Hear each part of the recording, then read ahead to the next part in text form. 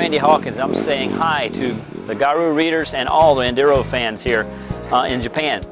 It's been about 3 years since I've been in Japan riding the Hurricane Enduro, and I tell you what, from what I've seen today, the Japanese riders have really increased in their level of riding.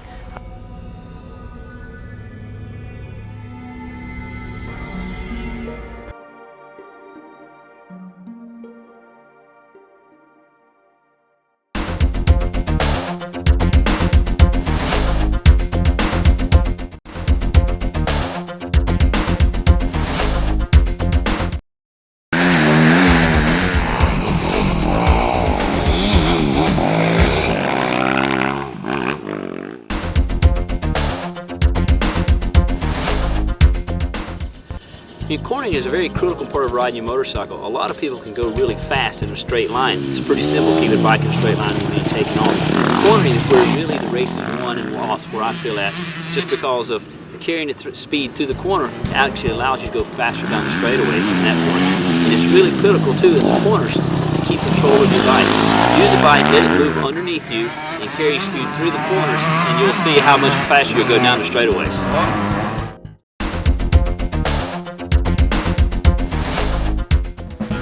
You know, braking is really critical. You know, we talk about getting corner speed, but you got to brake properly to get in the corner to make the corner speed. And today you've seen us coming down hills, braking, and we're showing how you're using the brakes, and then the pressure to the front brake, how you can slide the front brake, and you learn how much pressure you can do. So that's what we use.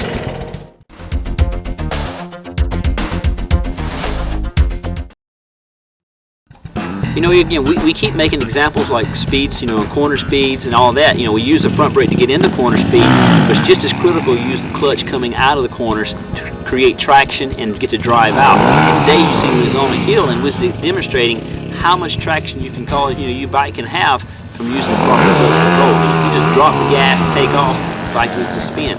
If you notice, once we was on the hill, slowly let the clutch out and was able to get traction. That was a good example, but like I said, that can be used on hills, flat corners, and all that. Just the traction is what you look for with the clutch control.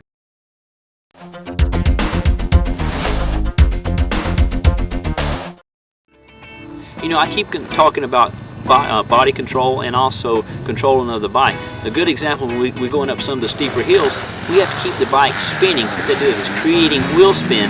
It carries your momentum. It cleans the rear tire out for one, then also carries your momentum up the hill.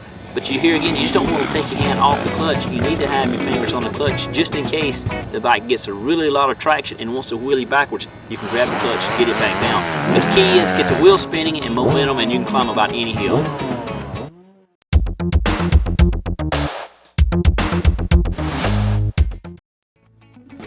You know, riding ruts is really critical in enduros because you'll come across that a lot of times in a day.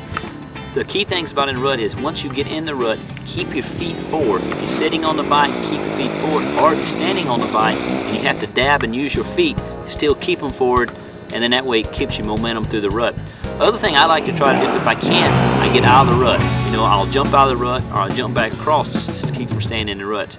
And don't be afraid at all to get your front wheel out of the rut and what I call crab down the side like this. It works two ways. If you're almost falling, you get it out like that and it keeps you from falling over and it keeps your momentum going. Or if you happen to get almost stuck behind the person, get the front end out and you can crab and keep them get stuck and getting out. If you'll try those 3 different ways of going through ruts, you definitely will improve.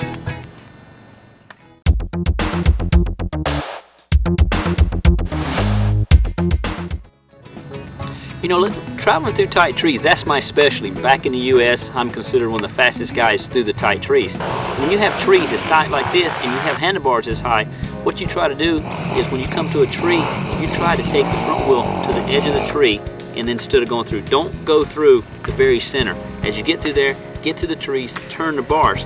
Because your bars are this wide, when they turn, they're this wide. They actually get narrow.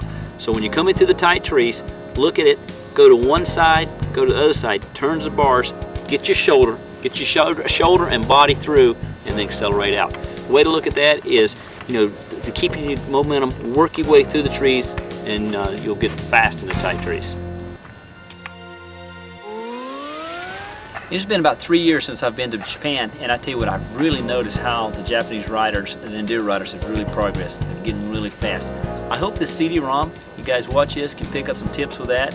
And then actually watching the GAR, or looking at the GAR magazine, I tell you what, it's an excellent magazine. With the CD-ROM from the GAR magazine, I really think you guys can progress, and I'm telling you what, if you keep progressing like you are, I mean, there's no way I'm going to come back here and win this race very easy at all. It's going to be tough, but check everything out. I had a lot of fun here. I hope you guys enjoyed it, and definitely I think you can pick some tips